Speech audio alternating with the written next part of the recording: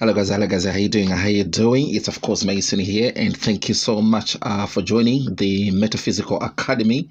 And it's all of you knows this is a YouTube channel where we try to teach metaphysics, and of course try to motivate and inspire people by adding on to the collective consciousness. So today we want to talk about hermeticism. Okay, there's a new subject topic, a new topic that I want to introduce to you guys. Okay. And basically, hermeticism is the subject topic itself. I'm going to be talking is based on this book, which is called the Kybalion. It was written in 1908. It was written by the three initiates. That's the authors. Whether it's one person who wrote it, whether it's the three people who wrote it under the pseudonym, the three initiates, nobody knows. But it's best. What we're going to be talking about is based on this book, which is called the Kybalion. So to give you an insight, to give you a little background of what hermeticism is all about, I'm afraid I'm going to read an article which I found online, and I'm going to see if I can to possibly put a link to it as well, to this video, so you can read it for yourself. But I just thought this will give us a good introduction and a good insight into what hermeticism is all about, because it's kind of a complex subject, because it dates back all the way to antiquity, and we're talking about pre-Christianity days, and we're talking about all the way in Kemet, which is otherwise known as Egypt. So hermeticism actually originates in Kemet in the ancient times, and we're talking about thousands and thousands of years ago. And to be quite honest, it is hermeticism that went on to influence most of religions, all modern religions that we have today. They all have been influenced by hermeticism. And the other thing as well is it is still very relevant today, because it's a timeless philosophical teaching that talks about or teaches about the principles and laws of the universe and how the universe operates. And most of the principles and laws definitely do apply to the individual as well. So this is a timeless philosophy that dates all the way back to Egypt in a long time ago. Like I said, it was a pre-Christian days, and we know Christianity has existed with us about 2,000 years. Hermeticism that's way before that. I'm talking about maybe 3, 4, or even 5,000 years ago. So without further ado, I'm gonna try to read the article, and this is just an introduction, and from this video onwards I'm going to try to be talking about the principles themselves, because there's about 7 hermetic principles, or 7 hermetic laws, or 7 hermetic philosophies, and to talk about all of them in one video it's going to take me a very long time. It might confuse the layman. It might confuse the new student who have never heard of hermeticism before. So what I thought I might do is to just give you a little background about this. Then the next video I'm going to try to get one video at a time, talking about one hermetic philosophy at a time, trying to expand it a little bit more, give you a little bit more examples, and try to make it so clear to the student. Okay, so like I said, I'm just going to read this article, and if possible I'm going to try to put a link to this video. And I'm really sorry that you're not going to be watching me. I'm going to be spending more time watching my laptop here, which is just in front of me. So here we go. What is Hermeticism? Hermeticism is a tradition that dates back as far as the 1st and 2nd centuries AD. It is one of the oldest non-Christian belief systems that is still practiced today. The major teachings associated with Hermeticism were preserved. They can be found in Byzantine collections of writings and letters called the Corpus Hermetica, in which the key tenets of this world view are explained. The documents were translated into Latin during the 15th century. They are widely thought to have inspired and influenced a great many philosophers and artists during the Italian Renaissance. Their modern popularity derives from the Freemasons, who rediscovered the Hermetic principles and spread their wisdom. One of the main reasons why Hermeticism has endured is that it purports to explain the basic fabric of reality in a timeless, elegant way. They speak to questions that our species has posed since its infancy. It outlines the interconnectedness of every part of our universe and underlining our unique power to create positive change. In addition, the doctrines of Hermeticism are compatible with much of modern science. Plus, these laws of the universe can be seamlessly integrated into a wide range of different religions, as well as being compatible with atheistic perspectives. About Hermes Trismegistus. Hermes Trismegistus is viewed as the father of Hermeticism.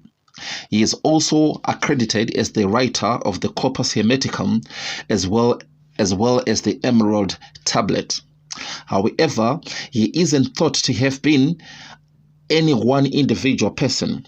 Rather, it is widely suspected that he is a blend of few distinct mythological figures, among them the Hellenistic god Hermes and the Egyptian god Thoth. That said, it is worth noting that some scholars do hold that he was a real person.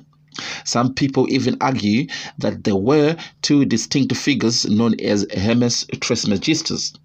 In this way, both of these figures played a role in creating the Hermetic philosophy. Many who live according to the Hermetic principles view Hermes Trismegistus' real identity to be inconsequential, focusing instead on the Hermetic teachings themselves and on their surprising applicability to modern times. Regardless of his precise identity, he has come to symbolize magic, mysticism, interconnectedness, and alchemy. Meanwhile, the Corpus Hermeticum has been incredibly influential and deeply valuable for ancient cultures and continues to be so.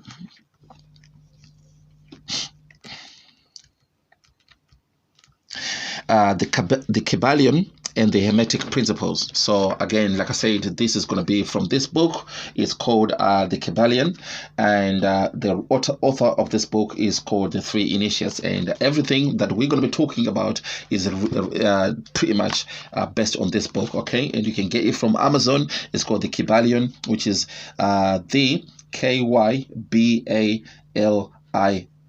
So that's the, then Kybalion.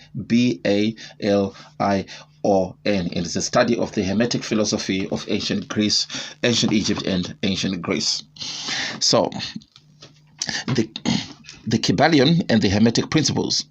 Much of Hermeticism has been condensed into the Kybalion, like I said, which is this book. Yeah. The Kybalion is a book that was published by a mysterious individual or individuals named the Three Initiates. The book's name refers to the three planes of existence: the physical, the mental, and the spiritual. It also is linked to the Hermes mastery of these three domains.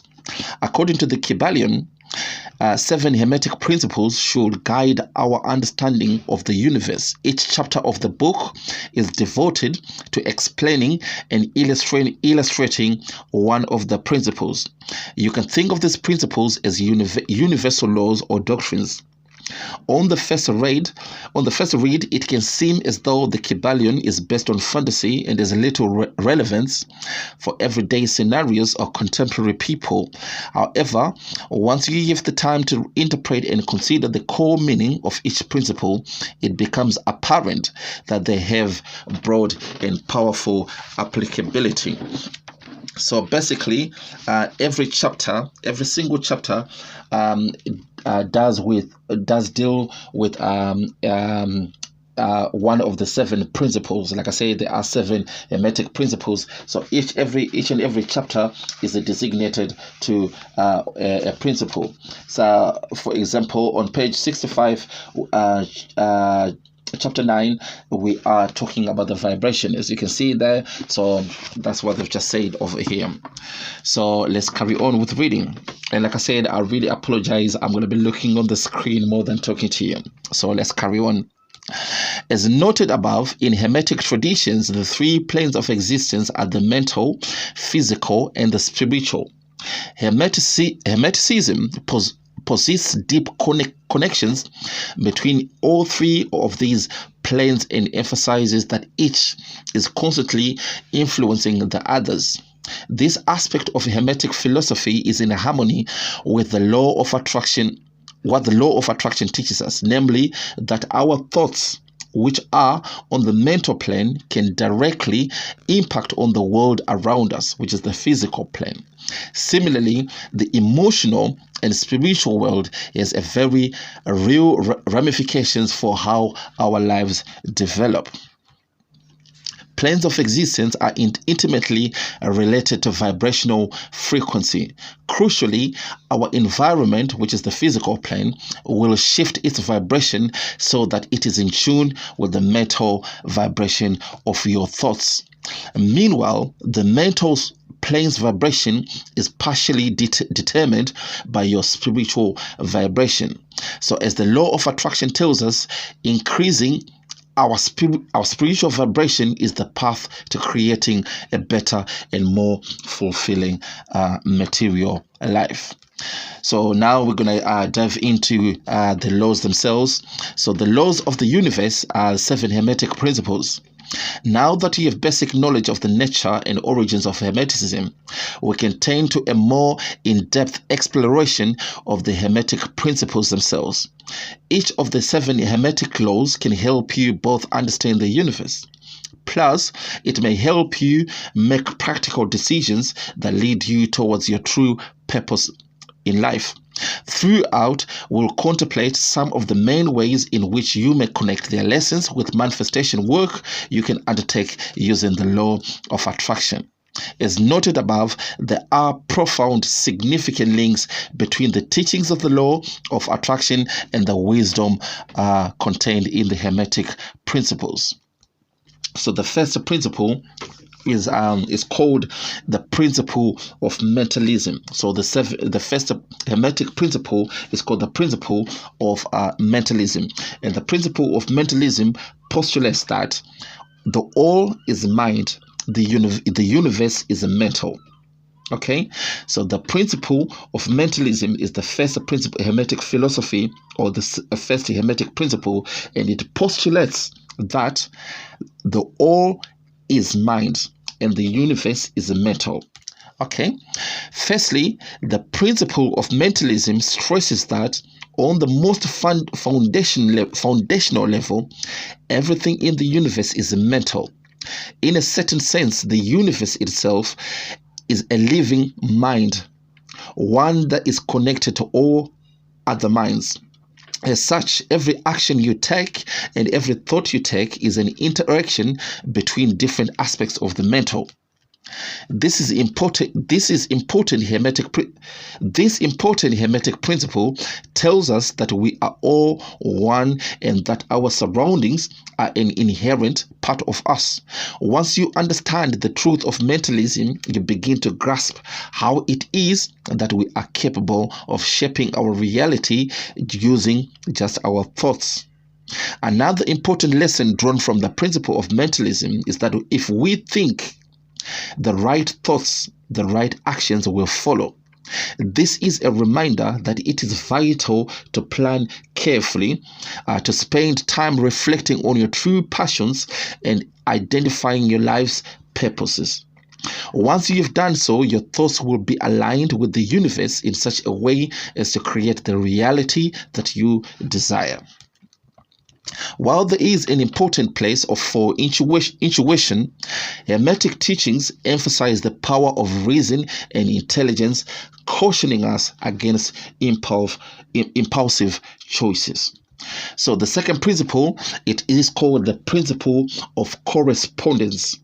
And the principle of correspondence postulates that as above, so below. As below, so above. As within, so without. As without, so within. So the second principle of hermetic, or the second hermetic principle, is called the principle of correspondence, and it postulates that as above, so below. As below, so below. As within, so without. As without, so within. So, at the heart of the principle of correspondence is the idea that there are constant links between the mental, physical, and spiritual planes. Consequently, if we want to understand the patterns we see in our lives, then we must look at all of these aspects. Implicit in this principle is the acceptance that we cannot access all planes of existence. However, hermetic practitioners tend to believe that a keenly honed sense of intuition can help us tap into aspects of the higher and lower planes. Paying attention to gut feelings, such as seemingly unexplained pull towards a person or an event, can help you make more sense of links between your everyday experiences and the higher spiritual realm. The principle of correspondence is also linked to the idea of repeating patterns, small and large. It is a reminder to consider the repeating themes in your own life and to reflect on the interconnected nature of your mental, physical, and spiritual aspects. For example, how energy in your spiritual life can manifest itself in physical lethargy in your body. On the positive side, practicing daily gratitude rituals can rejuvenate your spiritual side and lead to noticeable improvements in your physical well-being. Okay, so moving along, the third principle, or the third hermetic philosophy, is called the principle of vibration. And the principle of vibration postulates that, okay, it's getting warm here. Right, the principle of vibration postulates that nothing rests, everything moves, and everything vibrates. Okay, so the principle, the third hermetic philosophy is called the principle of vibration, and it postulates that nothing rests, everything moves, and everything vibrates. Now, those who are experienced in working with the law of attraction will likely already be very familiar with something like the principle of vibration. To put it simply, all things carry their own unique energy on all planes of existence. In fact, even the smallest particle in the universe has a vibrational frequency that impacts on things around it. Crucially, this principle tells us that high energy things are magnetically drawn towards one another and are attuned to them on a basic level. Meanwhile, low energy particles gravitate towards other sources of low energy. So in order to have a happy, fulfilling life, you will benefit from aiming to become a source of high energy. It is this understanding of vibration that underlines the law of attraction idea that like attracts like. If you can increase your own vibrational frequency, you can attract more positive, high energy events, people, and positions into your life.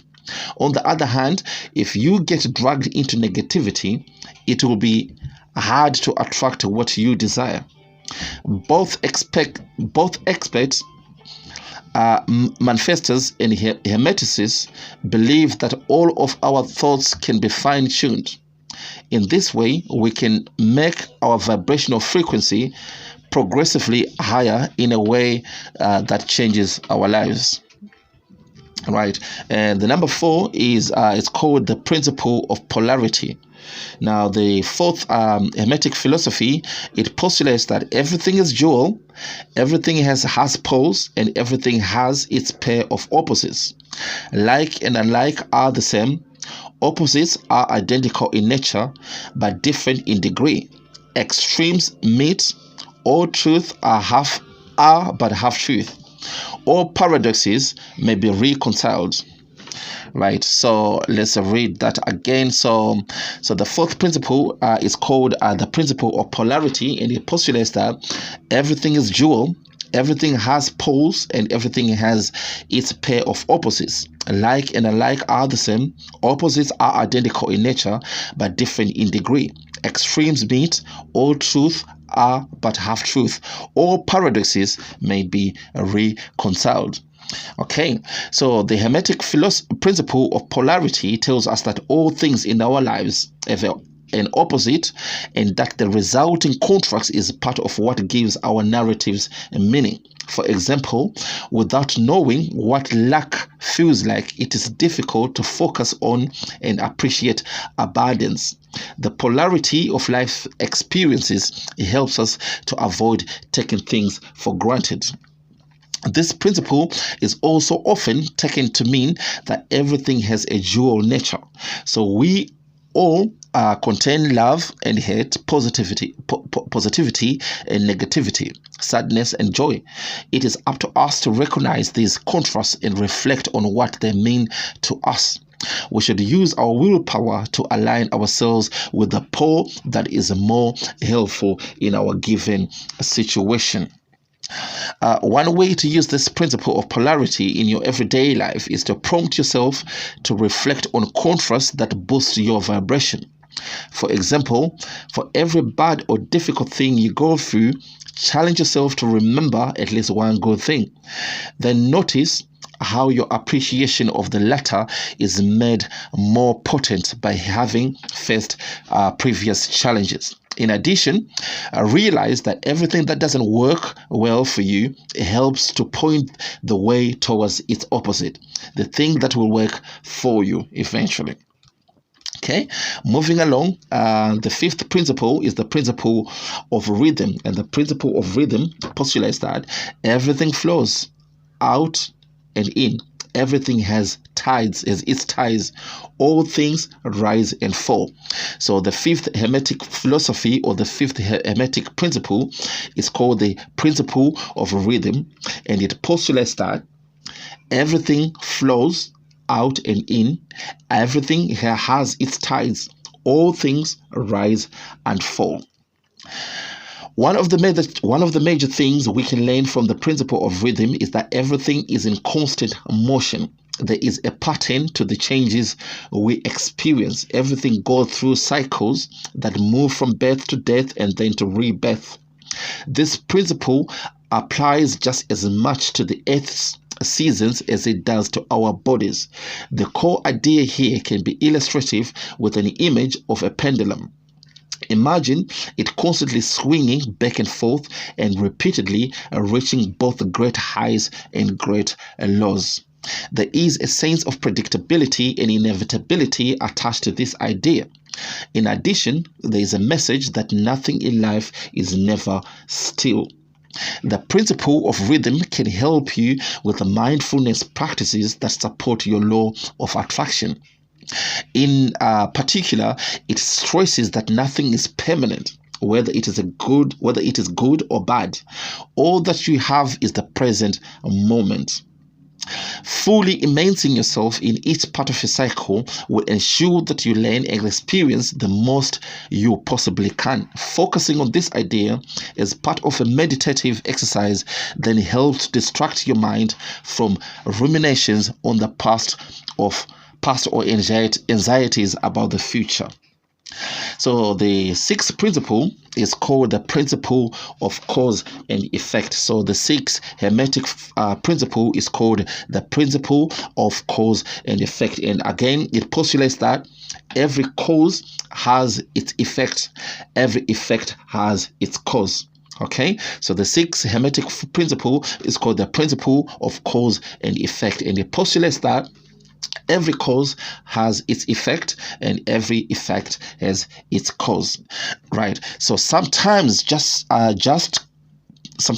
called the principle of causality. The principle of cause and effect describes the way in which all of our actions and experiences relate to other events. In other words, every action instigates a reaction.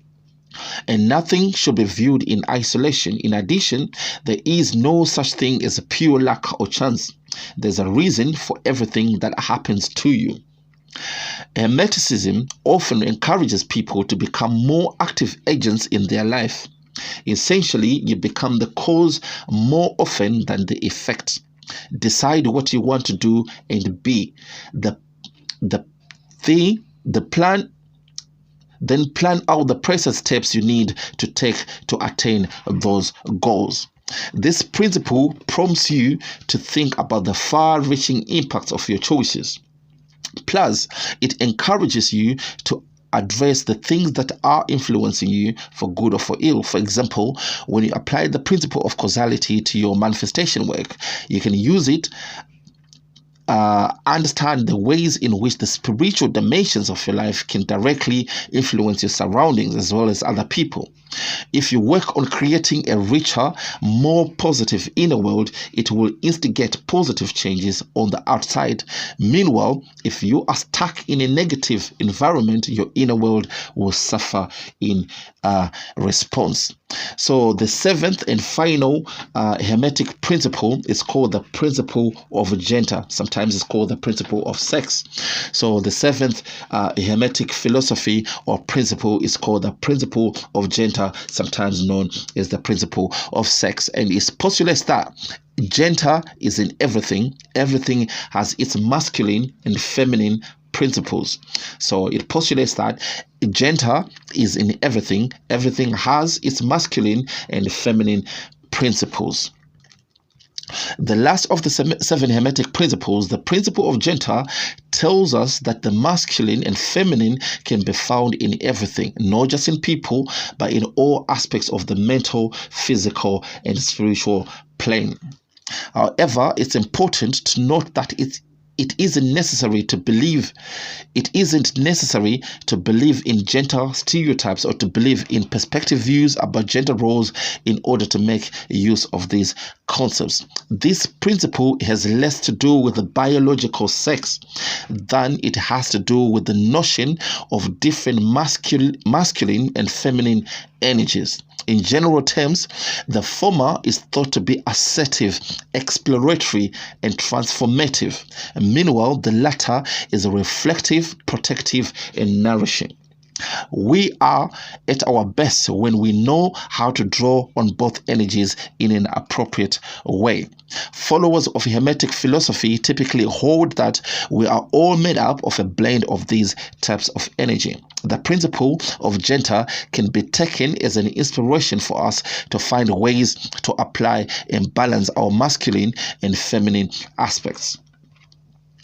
An excess of either can lower our vibrational frequency. For example, with too much masculine energy comes recklessness and loss of perspective.